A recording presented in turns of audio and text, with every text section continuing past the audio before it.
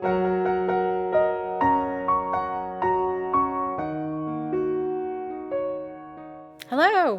welcome to the Contemporary American Theater Festival Unmuted series. The segment that follows is an interview with the playwright Victor Lesniewski.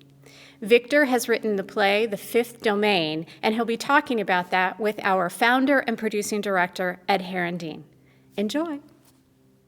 Welcome back, and it's my pleasure and honor to introduce you to Victor Lesniewski, the playwright of The Fifth Domain. Woo, Victor! Victor! Welcome to our Hello, virtual thank you all. room, Victor. We're truly looking forward to being in the room in person with you. But let's talk about a couple of things. I first met you when we did a reading in the Manhattan Theater Club space. Is that correct? I got to hear a reading of the play. And we've been talking about this play since mid-fall, after I became interested in wanting to work with you. And since then, the world changed as we went into casting in March.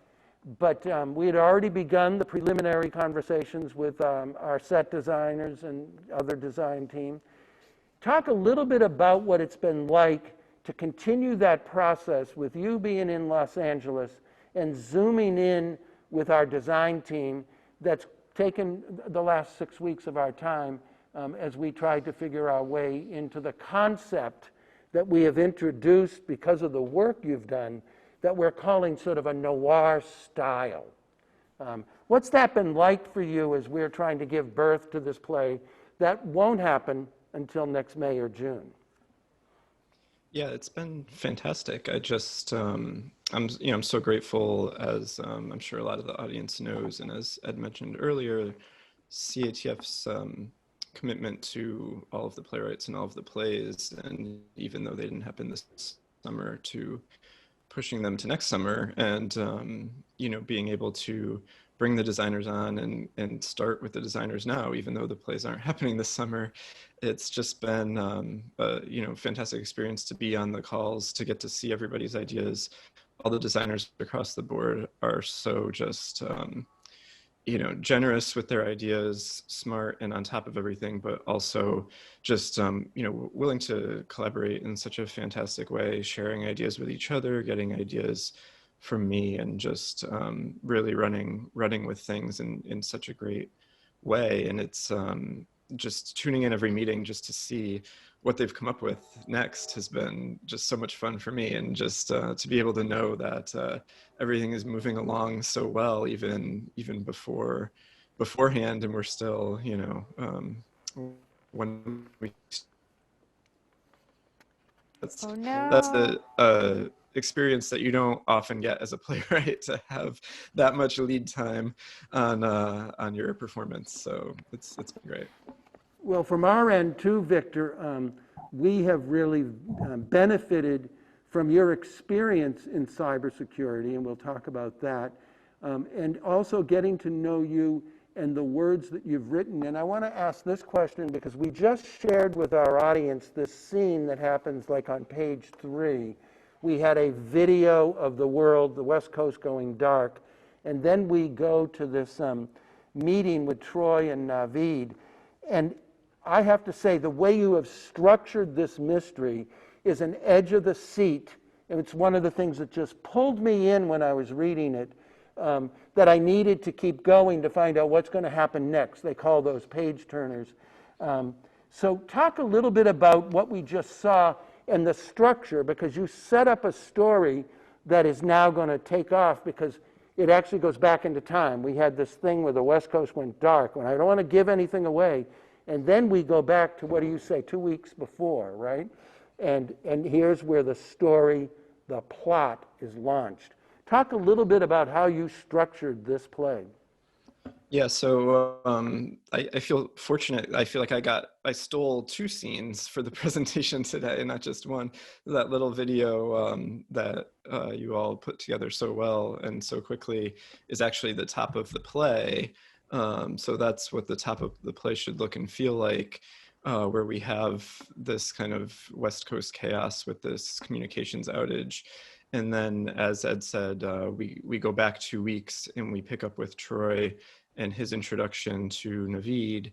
And we see that Troy has, as the scenes progress, that Troy has kind of embroiled himself in something that may be connected to that catastrophic event that we saw in news footage at the top of the play.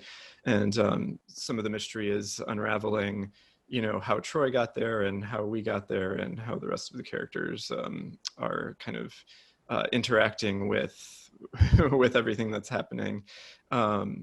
There's 2 other characters besides Troy and Naveed in the play, and one is Troy's former romantic partner, who is also an agent at the NSA. Her name is Lena. And so we get their backstory, which is entangled with Troy's leaving the NSA. And that also happens to be the breaking point of their relationship. So we're sort of feeling out some things about Troy's past at the same time as we're moving forward with his story into this, this big kind of national event that's happened in the present time of the play. And I think the relationship with Lena really gives me a chance to explore some of the themes that I know you'll get to in a minute, Ed, about patriotism and government accountability. And, they've had a fracture in both their working and romantic relationships that involves their viewpoints about patriotism and government accountability. And the 4th character in the play, her name is Mei Li, and she's a former hacker for the PLA in China, who ends up in Washington, D.C., hired by Naveed to work with Troy on this same project. So she comes into Troy's circle, and then that character gives me the opportunity to explore some other big themes in the play that really have to do with cyber espionage and cyber war between nations, and where we are with that currently in our world, and what all of those things mean and where they're going. So there's a lot of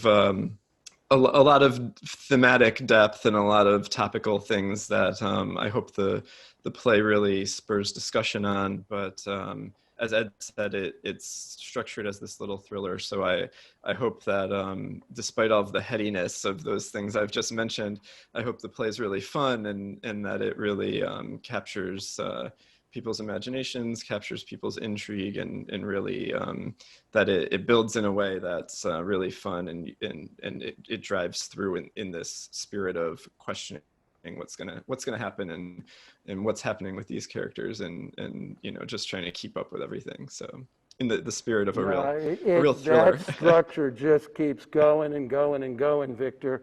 I remember when I introduced you in this virtual world to Peggy, and her comment was, "This is a really smart play." And one of the interesting things that this video just showed me too was that there's a lot of humor even in the beginning scene there that really works. This isn't a little thriller. This is a moment in the here and now kind of thriller that quite frankly scares everything out of me because we talked last night about China and what's going on in the cyber world as we speak. What started out a year ago in the fall when we first got together and read your play, we were talking about Russia and Edward Snowden and surveillance and patriotism. And now we even have new information coming to us about what's happening in China. Are you still there, Victor? Yes, I'm still there. It's the totality of all of that is. Yeah. Can you see you don't us? see anything. Uh-oh. I can But see you you. see us? Can you hear me? Oh, good. That's great. As long as you can see us, we'll keep going. So anyways, yeah, so current events, we talked last night about this is a new American play that you're still writing, and now that we actually have another several months working together, you might even be updating the script, perhaps. Do you want to comment on that at all? Do you see any possibilities that the current events that are happening around us? Well, yeah, we're certainly more and more news about China and our relationship with them, coming in a variety of ways. I'm always looking with a script. It's obviously it's a working document, and I'm always looking for ways to, make things feel as present as they possibly can, because the whole point of, an audience engaging with the play is to have these conversations in as much depth as we can, and as much, just to bring the conversation to other people, even those who don't see the play, hopefully. So yeah, I'm always looking for ideas. I think, I think what I had said to you, Ed, yesterday was, I don't want to say fortunately that there's things that are entering the news cycle, because who knows how fortunate those things might be in terms of international relations. But there is an element of, even if it's unfortunately, that the play is circling around these ideas that are more and more at our fingertips, and that we're going to hear more and more about. And so, despite the international ramifications, it's exciting for us as a community to be able to kind of be at the forefront of having those discussions. So, yeah, it's really mind-boggling to see what's going on currently in the here and now, in the present. If you don't mind, could you tell us a little bit about, I'm a big believer, a passionate believer, that artists bring to the work who they are. And do you want to share with us a little bit about what you do when you're not writing plays? I know there's only so much you can talk about. I would love to prod you, but who the heck are you, Victor? What do you do when you're not writing? I'm not a hacker. I've never enjoyed writing code. I certainly spend a lot of time living in that world, in terms of network security. I work in the patent world, and work on the legal side, involving patents, and my specialty in that world is network security cryptography. So I do. I am immersed in the technology every day. I'm thankful that I'm one step removed. I'm not on the front lines writing code and testing systems myself. I did a little of that when I was in school. I went to my undergrad is Bachelor's of Science from Carnegie Mellon University. And just as you'll see in the play, when Troy's introduced, he also went to Carnegie Mellon University. Just happenstance there. But a great shout out to CMU. That's what's going on behind those walls at CMU. But yeah, I'm constantly sort of been immersed in this technology for a long time. In my theater adventures and writing plays, people had said to me, when are you going to write that play that deals with all of the other stuff you do every day? And for years I said, nobody wants that play. I had to figure out what it was and how to write it. And also over time, just these topics were becoming more and more relevant to a larger audience. Things around, circling around this idea of, not just government accountability, but also, how governments and corporations secure our personal information, and, all of these things where, corporations have been hacked and people's personal information has been given up, and then talking about election hacking and Edward Snowden, and, so the news cycle has been chock full of all of these stories now in the past couple of years. And, it really created, I think, a perfect storm for me of being able to say, okay, there's enough of an understanding here in the public sphere. There's enough information out there that people have a way into these stories, and they want to know more, but they also have a basis for coming to those types of stories. So I felt like the time was right to say some of the things I wanted to say, and hopefully advance the discussion further. So that's so true, Victor. You've given me the segue to maybe my final question before we take it to the audience. Well, can I ask this question before that? Sure. Do you want to go ahead, Nicole? And we have a question for you, Victor. We have a question from someone in the United States, Victor. Yes, this is actually one of Sorry. Ed's favorite things to talk about. Victor, can you talk more about the reason why you chose the title and if it refers to the 5 domains or theaters of battle? Yes, this is a quick answer. I like to talk, but that's a quick answer. Yeah, it's exactly right. The land, water, air, space, and then cyberspace being the in terms of a military definition of the theaters of battle. That's exactly right. Thank you.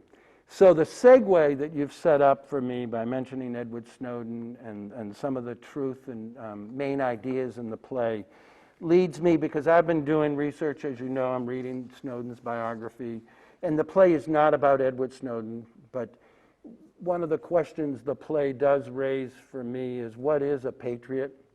What is patriotism? Who is a hero? What is heroism? What is government accountability, as you've alluded to?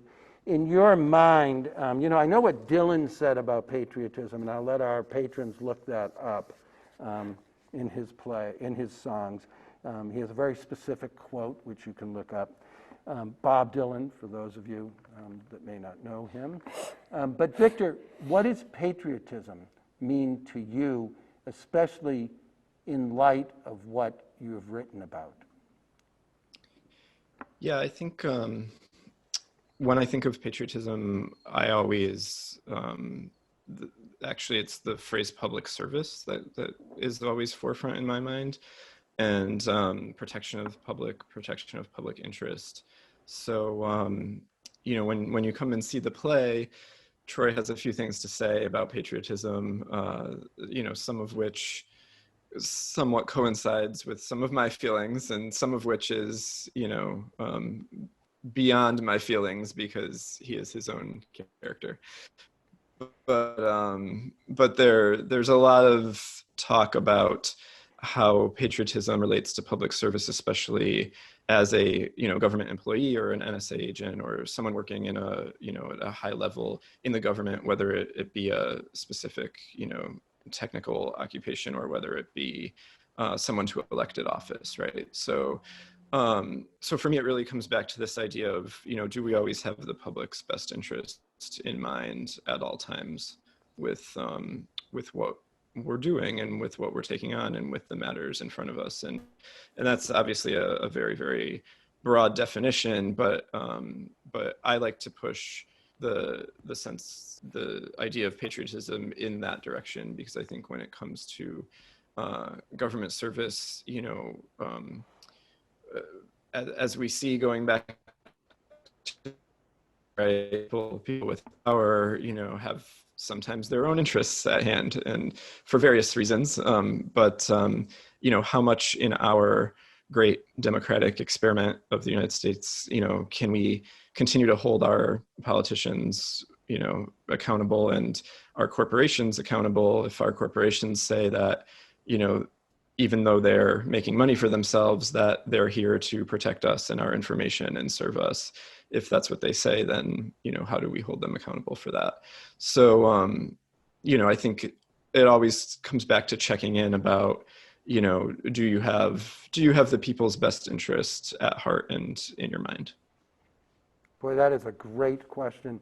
And because I know the play, because we've been working on it together with you, I'm getting goosebumps, because I just want to assure everybody that this is an entertaining thriller with very, very important main ideas, in some cases, which I hope will be offensive to some people, because we are going to put it out there. It's controversial in places, and it's the kind of sweet spots that the contemporary American theater really likes, to provoke those kinds of questions. So, and I hope yeah, please. Oh no, I was just going to say, you know, I hope it doesn't come down on a single answer to those types of questions that we're raising. I as I said, there's a little bit of my voice in some of what Troy has to say, but I really did not want to make a clear statement with the play about this is what's right about what's happening right now in these realms, and this is what's wrong. I think we're living in much more of a gray area than that, especially with everything related to the cyber world and laws still being developed and international relations, still constantly being developed. So I really hope that the play raises all of these questions and raises the discussion. And, we see a lot of that discussion play out in the play itself and gives us a lot to talk about, but that the play is in no way sort of, trying to preach a point of view. I'll put it that way. And I think I'm with you 100%. We are drawn and compelled to produce plays, contemporary plays, ask more questions than provide answers. Yeah. We call ourselves a provocative producers of new work. And your play and the ambiguity that you're talking about, when you even confess to the two sides of yourself, when you created the character of Troy, you gave that a lot of attention, which then who are we going to listen to and who are we going to believe? And there will not be easy answers, as most of our plays are at CATF. Many times audiences leave discussing, arguing, questioning what they just saw. And I predict that the fifth domain will create more questions than answers. And some people will be mad at you because you didn't give us the answer. But that's not going to happen. Speaking of questions, what do we have? I think you are ready to go to your last We're going to go to the last question. Victor, thank you so much for spending this time with us. And I'm going to ask the question that I've asked everybody who's been joining us, the artist. We've been going through, as a country, as a community, as an industry, some very difficult times. Perhaps one of the most important moments in history for us has been the tragedies that we've faced, not only with the pandemic, but of course, even before George Floyd, the tragedies, the unrest, the social injustice that's happening on our streets around our country.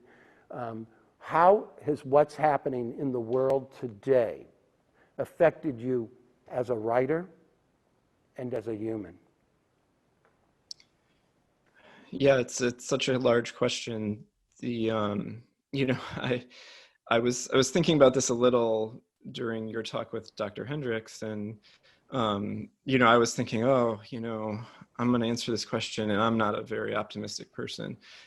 and then she spoke with her joyous, uplifting optimism, and I was like, and I came out of that sort of, well, maybe I'm not as pessimistic as I think I am. She turned to me a bit in that 2 minutes, but for me, I think what I'm feeling and seeing is really interesting. I think the pandemic, despite all of the bad things, obviously, that it has created and that have come out of it, and the illness and death, life has slowed down a lot for a lot of us. And the way that a lot of people, I think, have been able to step back and interface a little bit more with the social justice questions that are also ongoing right now, because of those changes in the other changes due to the pandemic. I think it's given people a chance to reflect and to allow shifts, to allow change, to allow shifts in thought, to allow shifts in action. And I think I'm seeing a lot of institutions and individuals, white-led institutions, that are having a lot more conversations than previously, and that honestly I thought they would be. So I'm really optimistic about that, and about the calls to action that we're seeing, that hopefully we're moving in a real direction of action and change on the social justice front. On a personal note, when I have these conversations with people in my communities and friends and coworkers, I often kind of feel caught in the middle on a lot of these conversations. But this is forcing me to sort of reassess, you know, my role as well in terms of having these conversations with people, and people who I thought before could not have these conversations or were unwilling to have these conversations, and how maybe now that they're a little more willing and that they're listening a little more, that there is a way in. And, you know, if I feel that I'm sometimes caught in the middle, how I can shift myself to, instead of feeling caught in the middle, to try to be a bridge for some of these conversations between sides and between friends and associates of mine who I see on all different sides. And, you know, being a writer, I want to be the activator to be able to bring those folks together and have that conversation. So I'm reevaluating, you know, on my own time, how best I can help move things forward. And of course I'm gonna write more, because that's what I do. So I've already you know, started some research and some planning for a play I'm gonna start writing this summer. I think it's going to end up being a very, very personal play about my own identity and my own background and my own experiences in this country, and, you know, how all of those things may or may not dovetail with everything else that's happening in our, you know, in our communications right now, that are so important. And you know, hopefully I have some things to add as well. So we'll see where that goes. But I'm much more optimistic, you know, than I have been in the past about where we're going as a country and where we're going as a society. So I thank Dr. Hendricks for reminding me of that. I'm grateful for that. We'll and I'm going to try to keep up that spirit. Dr. Hendricks gets that message. and I look forward to introducing you to her personally. I'm excited, yes. It's going to be good. Victor, I want you to know that I consider you one of the most courageous writers that I've read in a long time. And I want to thank you for taking the risk that you take in this play, and for your bravery and courage to tell this story. And I'm looking forward to working with you personally when we can be live and involve that next ingredient that makes theater so special, the live audience. You know, you have to have them because they assist us, especially when we create a new play like this. The audience plays a vital role in assisting us in giving birth to this first production. So I can't wait for you to meet this audience and listen to every breath they take, every sigh, every laughter, everything that happens in this dark room when they encounter the fifth domain for the first time. Thank you for giving us a shot to tell this story. Thank you, Victor. Thank you.